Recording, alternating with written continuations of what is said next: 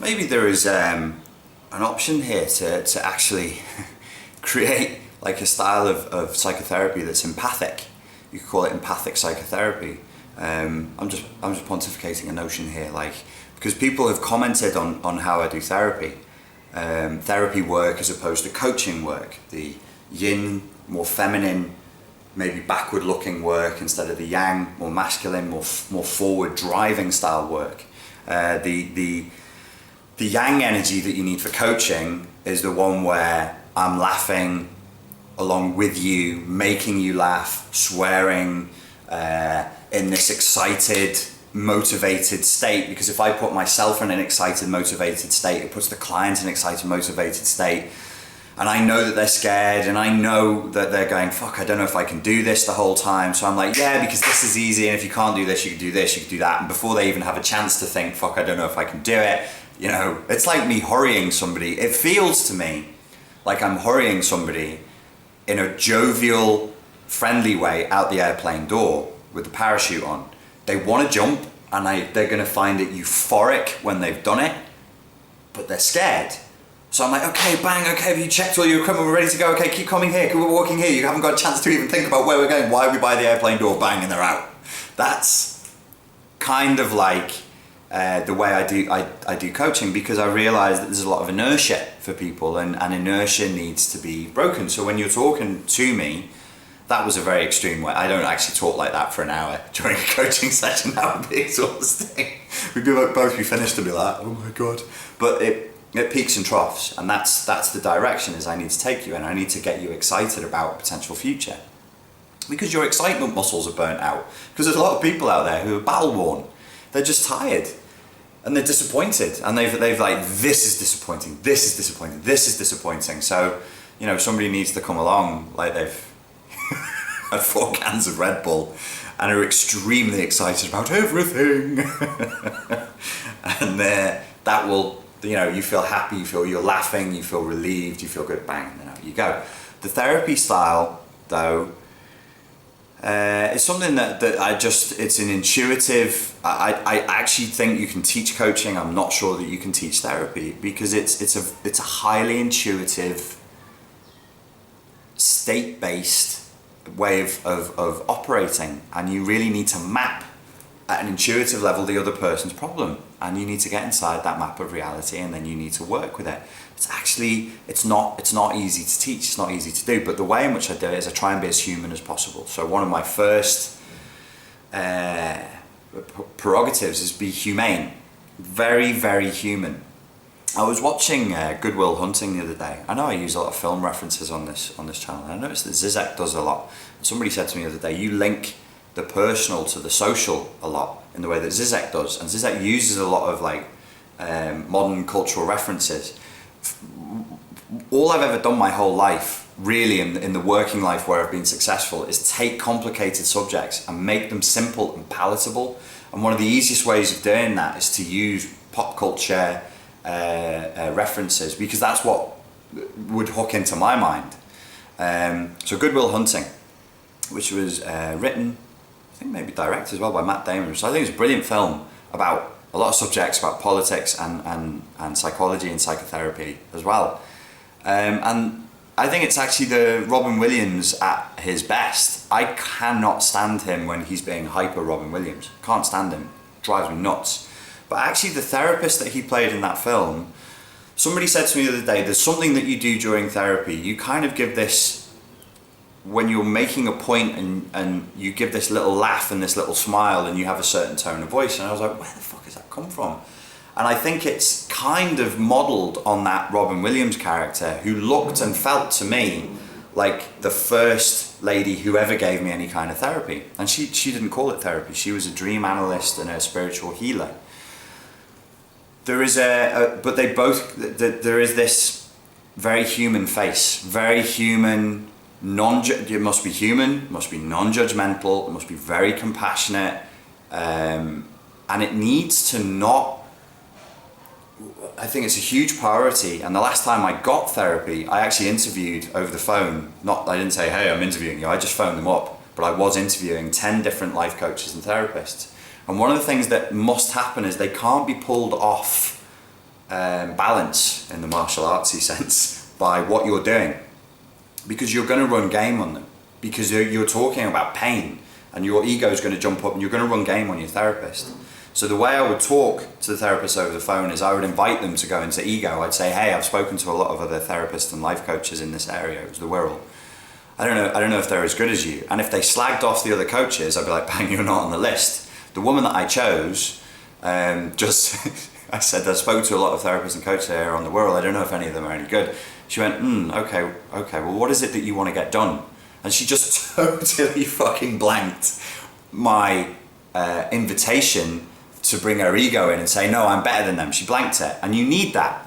So these guys with a humane face would, the lady with a very humane face would look at somebody else's crap, would look at somebody else's games and sort of be able to just smile and laugh and go, okay, fine. Now that you've finished, are you done with whatever it was that was? Now let's get back to the work, which is to reduce your suffering, which is to make you feel a little bit easier, which is so you stop hating yourself, which is so you stop being so enraged all the time and so bitter. And that I would say it's probably empathic psychotherapy. Now then you go, well, is it person-centered, totally non-directive, where we never tell anybody what to do or give them any encouragement as to finding guidance? No. The reason why I understand the intent of non-directive therapy. We just talk, you talk, I listen. How does that make you feel? And how does that make you feel? And when you say your mother, tell me about your mother. The invitation for you to just talk and talk and talk without any guidance from me, without any coaching. At some point we have to go yang, because otherwise you're a person who's lost. Imagine you're a person who is in the woods and he's lost. And you have a radio, and I'm on the other end of the radio. And I'm in a helicopter above you, but you can't see the helicopter and you can't hear it. And you say to me, I'm lost, I don't know where to go. And I just say, well, how did you get lost? How did you get lost? And how do you feel about being lost?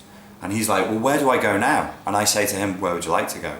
And all the while that he's walking around in a circle going, I'm starving to death here. Eventually I'm going to die. And I just go, and how do you feel about dying? And how do you feel about starving? And where would you like to go next? There must be some direction eventually.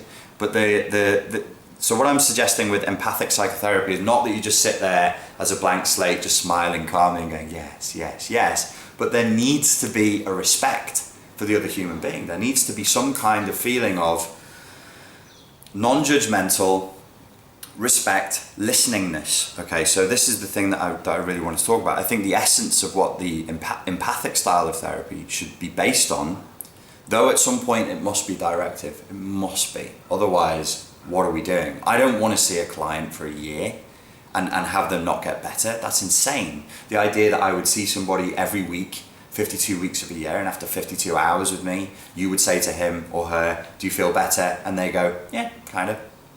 Ooh, that's not acceptable. I need to do life-changing work within inside of three hours, 3 1-hour sessions. Otherwise, I see that as, I'm not doing my job. What did you pay me for?